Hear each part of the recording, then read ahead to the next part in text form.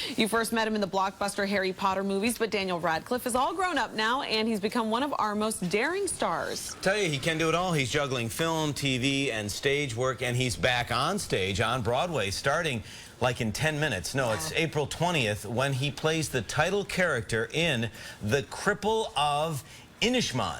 Did I get it right? Yeah, absolutely. And this is coming up at the Court Theater, but first he is right here on the couch. First, tell us about the show. What is the show, The Cripple of Inishmaan? The Cripple of Inishmaan is a show by Martin McDonagh, who people might know his work from films like In Bruges and Seven Psychopaths. He's he's a writer of very dark comedies, and this is a very, very funny show. It's also a very moving one, we hope.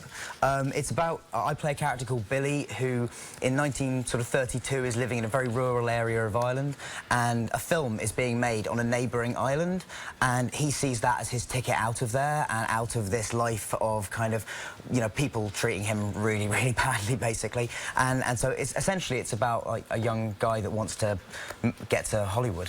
And how that affects the community. Well, does that sound familiar to you? Well, it doesn't in the sense that you know, Billy is desperate to get out to Hollywood and to work in film, and I kind of, you know, was living his dream when I was, you know, 11. Absolutely. So I had the lucky end of that. Yes. Well, no, we were just talking about how you basically just got into town. I mean, it's been a whirlwind for you. You just started rehearsals. Yeah, we started rehearsals on Monday. Obviously, we have done the show before. We did it in London. It had a great run there. So it's not totally unfamiliar territory, but it's still like taken a couple of days to just get everything working again. Right, but are you looking to do something different from what you did in London at all as an actor? I mean, yeah, I mean, you're obviously you don't want it to remain the same. You want it to grow and change and get better. I don't know that there's like specific things will be changing or... Make everybody Mormon and do it in drag. That would be totally different. That will be a very, very different show. I'll run that one by Martin. But yeah, so I mean, I don't know if there's anything particularly different that we'll be doing. The main difference for us as actors is that the audiences in New York generally tend to be a lot more vocal, which is great. You know, that's as you know, when you're on stage, having that very you know, present feeling with an audience there is very exciting. So you know, but watching you in How to Succeed in Business, by the way, was just amazing that you could pull that off. Equus. I mean, you go from the dark to the light to the bright. I mean, what do you prefer? I think that the way my job is the most interesting and the most exciting to me is if I, you know, keep it very varied and diverse. And all the actors I admire, some of whom I got to work with growing up, they all have incredibly varied bodies of work behind them, and so that's just what I like to do. And yeah, and there was something about, you know, the first show, as you said, was Equus that I did here, and that was a very, very dark show. And so to come back with something like How to Succeed was just great.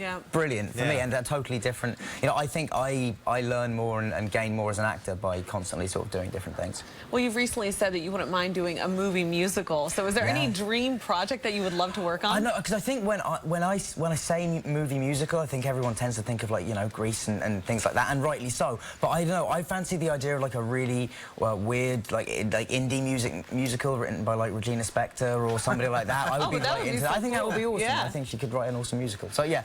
Now she needs to just go and write it, and then you'll now start I need to meet her and pitch this to her rather than I don't think you'd have a problem with that. That'll be next week.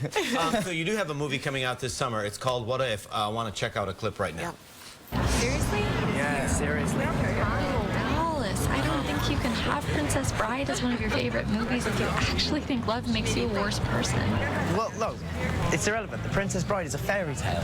In fairy tales, love inspires you to be noble and courageous, but in real life, love is just an all-purpose excuse for selfish behavior. You can lie and cheat and hurt people, and it's all okay because you're in love.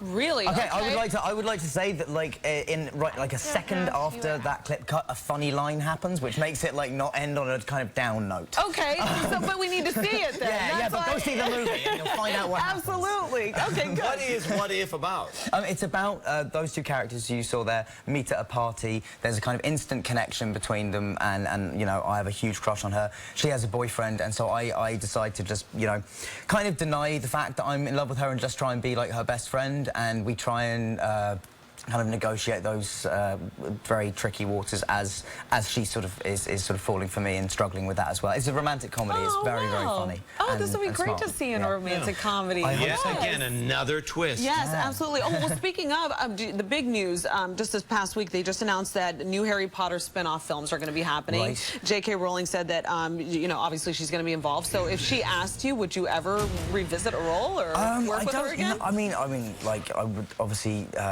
you know, never like close the door on something like that entirely, because it would be foolish to. But I mean, I don't know under what circumstances I could be like convinced that it would be a good idea to do it again, just because I'm going to be 25 this year, and Harry's a character that sort of ended at the age of 17. Yeah. So and prequels I'm too. getting a little long in the tooth to be wearing a schoolboy's long in the outfit tooth. now. Look at this guy. I mean, honestly, no, but for a schoolboy's outfit, he's skipped up here. It would. Yeah, I'm not sure. Yes. Okay, before we let you go, we like to do this. Hopefully, your people are going to be okay with our people doing this. We like to play a little game with our guests called Fill in the Blank. So, your favorite thing about living in New York is? Breakfast any time of the day. Your favorite horror movie is? Straw Dogs. Really? Okay. Wow.